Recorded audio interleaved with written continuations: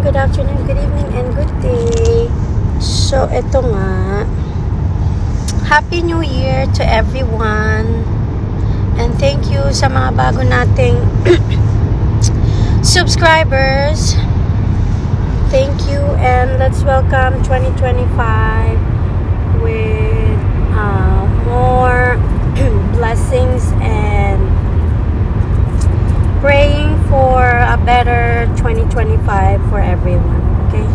So, ito nga, pag-usapan natin yung isang kupal na iyakin sa Kongreso na si Barbers. Si Ate Barbie. Ate Barbie ang tawag natin sa kanya kasi iyakin siya. So, yun yan. Kupal ba siya, Papski? What do you think? Is he kupal? He's kupal. He's kupal.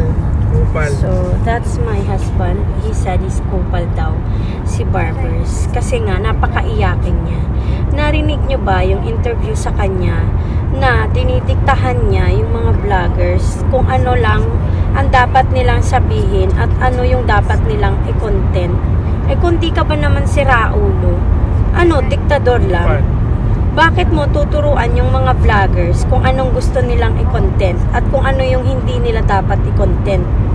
Eh, sino ka ba? Diba? Who are you para sundin ng mga vloggers yung suggestion mo? Eh, bakit kaya hindi mo pakialaman yung Kongreso? In 3 kilometers, use the right lane to take exit 58 for 200th Street South. Kailangang i-hearing nyo dyan sa Tuwadcom. Bakit kaya hindi nyo i-hearing yung talamak na korupsyon dyan sa Pilipinas? Bakit hindi yon ang i-hearing nyo? There are police reported ahead. And bakit hindi mo i-hearing yung nakawan dyan sa budget, sa 2025 budget na tinanggalan nyo ng budget ang PhilHealth? Tapos, tinanggalan nyo ng budget ang PhilHealth, and then, kinuhanan nyo ng ibang budget yung DepEd, yung AFP, at kung ano-ano pang agency na binawasan nyo ng budget, pero nilagyan nyo ng 26 billion yung AKAP na napakahalatado naman na gagamitin nyo para bumili ng boto ng taong bayan sa 2025 at may pulis. So, slow down, Babski. Nakikita ko yung pulis ahead. So, anyways, ipapakita ko sa inyo yung pulis ng Vancouver here. This is what happened. If there's any police na ayun, nahuli si Mano. Kasi naman. In 600 meters, use the right lane to take exit 58 for 200th Street South. Oh, nagsasalita yung GPS. So, eto nga. So, yun nga. Dapat ang pakialaman mo, yaking Barbers, Use the right lane yung to take sarili exit mo. 58. At pakialaman mo kung ano yung pamilya mo, yung sarili mo, at In yung 600 meters, slight right onto the 200th Street South ramp. kailangan mong gawin sa Tuwadcom. At huwag niyong pakialaman yung mga vloggers. Kasi mga diktador na rin kayo. Slight right onto the Tapos 200th ang Street gusto mo South lang ramp, i-hearing then yung merge mga onto kalaban. 200th Street. Ginamit mo pa yung salitang kalaban. So, ibig sabihin, ano ka talaga? Hindi ka para sa mga Pilipino kasi sabi mo kalaban. 'Di ba? Tapos sabi mo pang ganun. Pag hindi ayon sa inyo at binabatikos kayo, dapat tigilan yun. Ano yun? Wala nang In freedom of 600 meters, speech turn ang left mga onto tao. 84th Avenue.